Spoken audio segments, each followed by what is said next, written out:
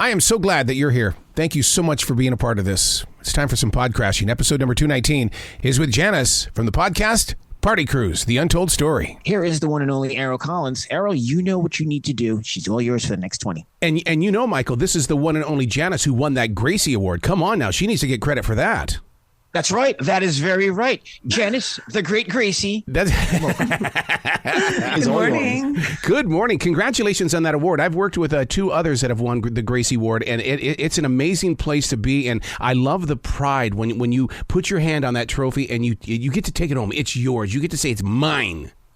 Definitely. And it serves as inspiration to do something like what you're doing right now with Party Cruise. And what I love about this, I know it's about the LA scene, but don't you agree that every town has their own party crew and we go through stories? Because I could so relate with your journey.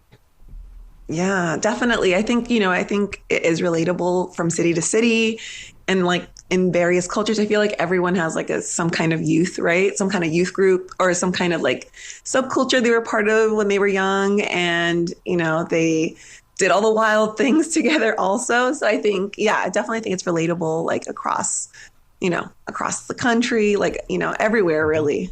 And it was always a great time until somebody from a different side of town came to the party. They got word of where we were going to be hanging out. And us, it was always the north side of Billings. It was like, oh hell, we're in trouble. We're done. Yeah. Yeah. What kind of music? What kind of music did you guys listen to? Out there in Montana, we were doing some Bob Seger. We were doing classic rock before it became classic rock. And so we had to have it loud, and we were keg diving before that even became cool. How did you guys get the kegs? Let me tell you, I've always said that being out in Montana, what would happen is that the beer is so bad out there, they were just giving it away. The kids want it, give it to them. We'll try to make more. Yeah. They're like, we need to get it off our shelves. That's right. But, other than that, I don't know how we got it. I really don't, because I look at kids today, go, no, you are not going to do what I did. Don't do it. Yeah, I feel like parents who are my age are like the same way. They're just like, no, I'm gonna keep more tabs on where my kids are. No, but I mean, it's different. It's a different world. It was less connected, right? We're in the digital age, and everything is just on the internet. Everything's so easy to find now. What was it like for you to step back into that zone where you guys used to release and have a great time? Because as an adult, your journey is still evolving, but you're more complete. Yeah. It was really interesting because I kind of went back and looked at this time, right? This like party time from when I was a teen, but I started kind of during 2021. So it was still like we were barely starting to go out again, like kind of really being comfortable with that. So I kind of was looking at this, at a time where I was at home, not really doing much, not seeing my friends for months. And yeah, I mean, it was hard because I just like kind of, I don't know. I guess I just never really had thought about my teen years in a really long time, for various reasons, one being that a friend of mine was killed in the party scene when I was around 21. So I kind of just moved on, and I was like hurt by that. And I hadn't looked back in a long time. But yeah, no, I think it was very healing for me, and I think I was old enough now, and it was like 20 years ago for me, that I felt okay to look back. And I think, I've like, I don't know, I think I was okay. And I think if I would have done this like 5 years ago, maybe I don't think I would have been ready. I just think it wasn't too fresh because it's still 15 years later, but it's just, I don't know. I just felt, I don't know. I was, I felt really, I felt a lot better looking back, and, and I think like I was able to look back and not see the negative. I was able to see like some of the positives, and I think that helped me a lot. Yeah. Okay. You've been reading my notes, because that's one of the things I was going to talk to you about. I said that the party cruise changed a lot of teens, but as a journalist now, not as the outside looking in, as a journalist, what was positive about it? Yeah. So for me, I kind of see it as, a lot of young entrepreneurs. I think like the party cruise scene, because these party crews, and that's like cruise spelled CREWS. A lot of these crews were teens, and they were throwing parties and they were charging. And, I think, in the series, I kind of go into like what makes the party legal with a police that I interview, a captain that I interview. But yeah, so like, they were charging, and like, there's various ways to make money within that. So for me, it was like, we were kind of just making do with what we had, in spaces that we could get in. Usually you'd pay like the owner of the house a couple $100, and then you get to like rent out the backyard for like the night. And then, it's kind of like that. You like kind of like everyone kind of just like makes a little bit of profit. And for me, like, that was how a lot of like event organizers started, and a lot of like club promoters and people who ended up like having really successful nightlife careers. And I think they all like kind of just learned how to do that, in the scene. And I guess like for me, I didn't throw parties, but I think I just found a space where I was able to let loose, like really let loose, because I wasn't able to do that at home or at school dances. It's kind of like it's like a different space. So those are the positive things. You're right about those entrepreneurs, because I'll tell you what, I got the partying out of me before I got into my grown-up shoes after high school. It was like, okay, I don't need this anymore. It's time to put focus on success. But you're absolutely right about that, because what we did in order to get into these parties, we created a band. Now we had to run the band like a business because we needed to get into these parties. Yeah, no, definitely. And I think those are just things you learn on the go, right? I think those are things that are hard to learn in school. That's like kind of what you learn when you're, I don't want to say in the streets, but like in the streets, like you just learn it outside in the real world. Yeah. I got a question for you. How many people have come up to you that are younger in the way that, because I know for a fact that you snuck out of that house, and that becomes an art itself. But the younger generation tends to come up to me and say, how did you get out? But what I try to do is I try to explain to him, there are things you should not do if you sneak out of the house. And one of them was I fell off the clothesline and fell 6 feet and hit my back, because that was my way out of the house. What did you learn from sneaking out of the house? You're going to go, don't do it. It's not a good place. I grew up in LA, and it's, we have like, there's 2-story houses, but there's also like, we lived in a 1-story, and my bedroom was right next to my parents. My dad was a heavy sleeper, right? And he didn't work on the weekends because he used to work nights during the weekdays. But on the weekends, he would be home, and he was such a loud snorer that I think because of that snoring, because it was so loud, my mom, who really has like sonic ears, she hears everything. I was able to really, like, I would just make sure he's sleeping so his snoring can really cover up my like sneaking out. Like, so I would like open the door really slowly and then tiptoe with bare feet just to kind of escape. And then, I would kind of time his snoring, and then I would like kind of open the back door, and I would like still like sneak out. And I sometimes would, I would borrow the car. And I'm kind of shocked how no one heard the engine. Like I don't know. I was, I was like 16, and I was like, all right, let's go. Like no one got out. Like, and I just remember one. No, actually, I don't think I ever really got caught, now that I remember. Yeah, my mom says she remembers once, but I don't think so. I'm like, all right, I'll let you think that. Yeah, you come home red-eyed, and Mom would always say, what's wrong with your eyes? Mom, it's my contacts. If you don't get me a doctor's appointment real soon, there's just something wrong with my contacts. I know. I was like, I wish I could wear sunglasses, because I would actually be dragged to church the next morning, right? So it's like Sunday morning, 8 a.m. And I'm like, just like at church, like dying. Like, I'm so tired. You talked about losing your friend, Emmery. And it's one of those where I think where I was pulled deeper into the podcast Party Cruise is that if we're being truthful and honest with ourselves in this authentic world, we all have lost friends due to situations that we could have controlled, but we did not. And I think that because Emmery reminds me of friends that I've lost. And so that's how I'm following your podcast, because I want to know how you're reacting in adult shoes. Yeah. So actually, like, Emmery, I didn't know Emmery when I was in the scene. And the friend that I lost, his name was Hector. Oh. And yeah, he was someone who was in the scene with me when I was in it in high school. And then, I went to college and I got older, and like we all did, but he stayed, he would go to parties and stuff. And I was just like, really personally affected by it, that I kind of just didn't want to hear about the scene anymore. But when I found out about Emmery's case in 2020, I think for me, I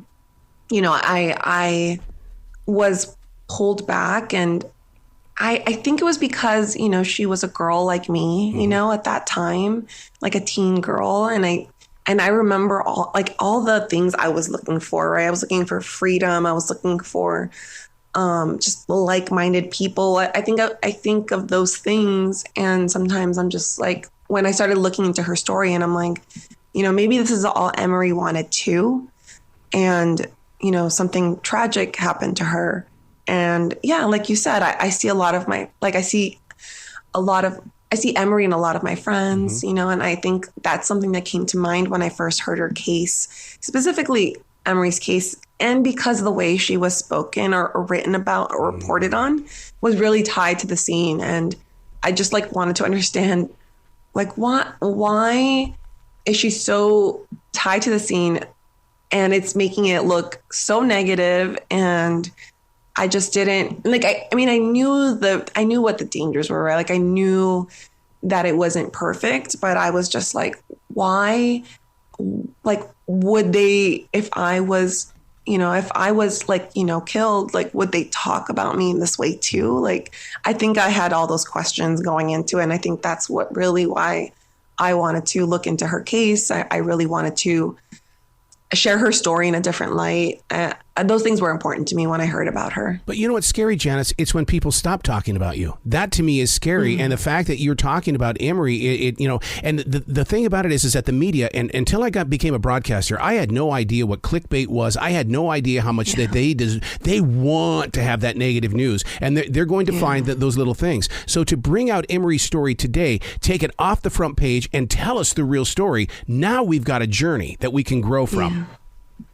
I 100% agree. I think, I think that's the benefit, and I think a lot about my friends, in media, and you're in media. So it's all, we all have different ways to tell a story. Right. And a lot of my friends who do work in different outlets, they work in news, and maybe it's a lot smaller stories. And I think I really just got lucky that I was able to explore this in 8 episodes, and really dive in and kind of, write this out. It's very narrative. And I feel that's why we have, media that's like this, that's why we have documentaries, because we really can dive in as opposed to it being a 2-minute story. And I think that's something that I love about what I do. I love diving in. I love kind of exploring. I love thinking through, and I like the listener to do it with me. So true. So true. I mean, that's if I didn't have that ability to go in there and do research, I think I'd go totally insane, because it's fun that when you find that lifeline and you go, oh, I'm feeding off this. I'm going to go in there. I'm going to dig deeper. And it's almost like you have to ask the questions, then question the answers. And you do that brilliantly. Thank you. Thank you. And I think, I had a really great team around me. I actually worked with 2 people, Antonia Cerejido as an editor, and Sofia Palisacar, who I worked with at Latina USA, my previous job before Vice. And I just felt really comfortable with their edits. And I think, for me, it was really important to work with people I had worked with in the past. And it just happened, the collaboration with LAist Studios just happened to work out that way. And I feel really grateful because I was able to, really gonna kind of get into a vulnerable place, and they were very respectful. And I think I just felt really safe with them to explore. And now, it's out in the world, and I'm but, I was able to be vulnerable and get edited. And I think that's always been hard for me. I'm usually a reporter, and I don't know. I sometimes write stories where I'm in it, but I think this one was a little different because it's so personal at the same time as I'm reporting on this culture that I was a part of, subculture that I was a part of. But yeah. Okay, from one editor to another, and hopefully listeners will tap into this because so many people do tap into the podcasting shows, and that is that do you have to allow yourself to ferment the story of the sounds that you collected so that you can disconnect from it because it is so personal? And then when you go in there as the editor, you're going in there thinking like a listener. Yeah, I think I just had the story in my head, and I was like, how is it going to come out? And then I kind of map it out for my, the team. I map it out for the editor and senior producer. And then we work together with all the interviews we have. And sometimes, the reporting just keeps going as we're writing. And sometimes we get new interviews and then we have to restructure things. But yeah, I think when we listen, when we edit, because we do a lot of group edits, I write it, we construct it on Pro Tools, it's ready to be listened to, and then we hear it. And I think that's when we get to listen to it as a listener and say this part's too long, cut, this part isn't working, I need to explain this more. And I think, I'm glad we get to do that because, when you're in it and it's a script, you kind of don't hear it because it's a podcast, right? And I think once it's brought to life, you're just like a movie editor or any kind of visual, right, editor or any kind of list editor that isn't I guess you could do that with an article too. But it's just a lot of editing, right? It's a lot of taking out and you're like, okay, take myself out of it now. Let me make sure that the person can follow along because I know what's going on, but I need to make sure everyone else does. You made the radio guy in me giggle a little bit when you said Pro Tools because Pro Tools never came to radio. It's like, really? No. Look, I just need to get in there, drop my tracks, and get out. All right. And so, so when you said Pro Tools, I'm going, she came from a different side of the journalistic world. I know the elders. The people who were in audio and podcasting, well, not podcasting, but narrative audio before me used to cut tape with razor or something. Me. Yeah, it was a big thing. Yeah, I always heard about cutting tape, and I'm like, wow, you guys made stories of cutting tape that way. I was amazed. We have it easy now. I mean, Pro Tools is we just find the timestamp and cut. That's it. Yeah. So when you guys were accused of being a gang, I know that when all of a sudden we were labeled South Side, that really offended me because all of a sudden it's like, I'm not one of them. I don't want to be one of them. I'm not the South Side. What did you go through?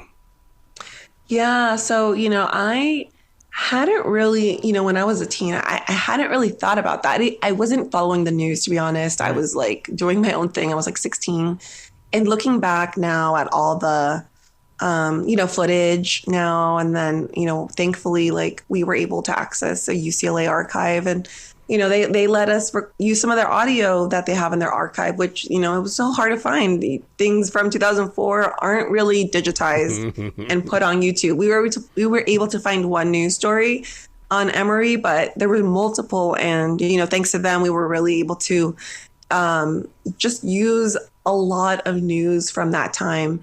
So I started to learn that, police were labeling them as gangs. Police were kind of they weren't saying it. It was really hard for me because I started to pick up on that and I didn't find any proof. Couldn't find documents where they would write gangs or anything like that. I know the gang unit was involved, but I couldn't find anything like that. And then I finally heard an LAPD, I don't know if it was officer or captain, say party crews are Hispanic turf gangs. And I was I knew I kind of thought that it picked up in all the word choices, right? All the tactics. And I think for me, I was really I wasn't